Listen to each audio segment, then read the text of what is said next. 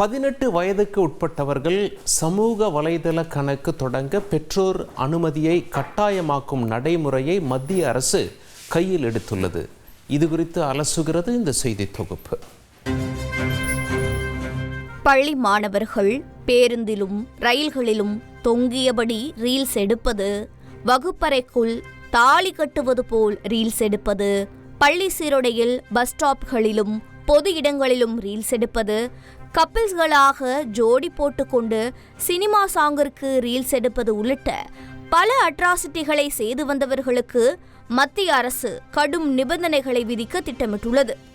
அதேபோல ஆன்லைனில் படிப்பதாக கூறி வாங்கிய போனிற்கு ரீசார்ஜ் செய்து தரவில்லை என பெற்றோரிடம் சண்டை போடும் பிள்ளைகளுக்கும் இன்ஸ்டாகிராம், ஃபேஸ்புக், வாட்ஸ்அப் உள்ளிட்ட பல ஆப்புகளின் மூலம் சோசியல் மீடியாக்களில் வலம் வந்து படிப்பை தவிர வேண்டாத பல சிக்கல்களை தேடி போய் அதில் சிக்கிக்கொள்ளும் இளம் தலைமுறையினரை நெறிப்படுத்தவே மத்திய அரசு டிஜிட்டல் பாதுகாப்பு சட்டத்தை செயல்படுத்த உள்ளது. 18 வயதுக்குட்பட்டவர்கள் சமூக ஊடகங்களில் சேர பெற்றோரின் சம்மதத்தை கட்டாயம் பெற வேண்டும் என்ற வரைவு டிஜிட்டல் தனிநபர் தரவு பாதுகாப்பு விதிகள் 2025 மத்திய அரசு வெளியிட்டுள்ளது. மேலும் இதுகுறித்து பொதுமக்களிடம் கருத்து கேட்க வழிவகை செய்யப்பட்டுள்ளது. மின்னணு மற்றும் தகவல் தொழில்நுட்ப அமைச்சகம் டிஜிட்டல் தனிநபர் தரவு பாதுகாப்பு சட்டம் 2023 செயல்படுத்துவதற்கு வசதியாக டிஜிட்டல் தனிநபர் தரவு பாதுகாப்பு விதிகள் 2025 உருவாக்கியுள்ளது.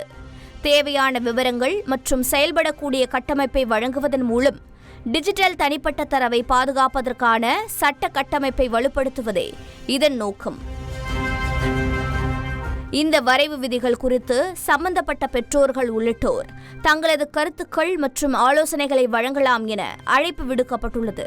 தனிநபர்களுக்கான தரவு நம்பிக்கையாளரின் அறிவிப்பு, ஒப்புதல் மேலாளரின் பதிவு மற்றும் கடமைகள், மானியம், சலுகை, சேவை போன்றவற்றை வழங்குவதற்கான தனிப்பட்ட தரவை செயலாக்குதல், நியாயமான பாதுகாப்புகளின் பொருந்தக்கூடிய தன்மை போன்ற பல்வேறு செயல்படுத்துதல் அம்சங்களை பற்றிய விவரங்கள், தனிப்பட்ட தரவு மீறல் பற்றிய அறிவிப்பு, தனிநபர்கள் தங்கள் உரிமைகளை பெறுவது பற்றிய விவரங்களை வழங்குதல் ஆகியவை இதில் வரைவு விதிகளாக அமைக்கப்பட்டுள்ளன.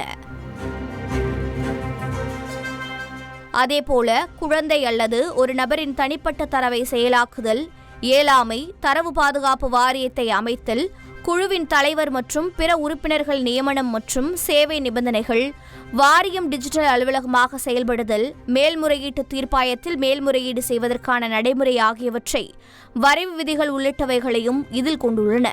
வரைவு விதிகளில் குறிப்பிடப்பட்டுள்ள முக்கிய அம்சமாக சிறார்களுக்கு சமூக ஊடகங்களுக்கு பெற்றோரின் ஒப்புதல் தேவை, 18 வயதுக்குட்பட்ட குழந்தைகள் சமூக ஊடகங்களில் சேர பெற்றோரின் சம்மதத்தை பெற வேண்டும் என கூறப்பட்டுள்ளது.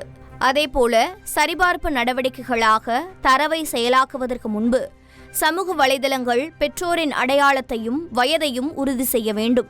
ஒருவேளை இதில் விதியை மீறிடும் வரைவுகளுக்கு குறிப்பிட்ட அபராதங்கள் இல்லை, தனிப்பட்ட ஒப்புதல் மற்றும் தரவு பொறுப்பு கூறுகளுக்கான விதிகளை உள்ளடக்கி இருக்கும் என தெரிவிக்கப்பட்டுள்ளது. மேலும் பரந்த டிபிடிபி சட்டம் தரவு தவறாக கையாள்வதற்காக ரூபாய் 250 கோடி வரை அபராதம் விதிக்க அனுமதிக்கும் என்றும், இந்த நடவடிக்கையானது ஆன்லைனால் ஏற்படுகிற குற்றங்களில் இருந்து சிறார்களை பாதுகாப்பதை நோக்கமாக கொண்டுள்ளது. பிப்ரவரி 18 இதற்கான இணையதளத்தில் பெற்றோர் தங்களது கருத்துக்களை தெரிவிக்கலாம் என கூறப்பட்டுள்ளது. நாளுக்கு நாள் அதிகரிக்கும் குற்ற சம்பவங்களில் சமீப ஆண்டுகளாக அதிகமாக சோசியல் மீடியாவை பயன்படுத்தும் 18 வயதுக்கு கீழ் உள்ள சிறார்களும் பாதிக்கப்படுவதாக கூறப்படும் நிலையில் மத்திய அரசு இந்த சட்ட நடைமுறையை வகுத்திருப்பதாக தெரிய வருகிறது. அதே நேரத்தில் இதில் சட்ட விதிகளை மீறி தவறாக கையாண்டால் ரூபாய் 250 கோடி வரை அபராதம் விதிக்கப்படும் என்பதும் குறிப்பிடத்தக்கது. செய்திகளை உடனுக்குடன் தெரிந்து கொள்ள உடனே சப்ஸ்கிரைப் பண்ணுங்க.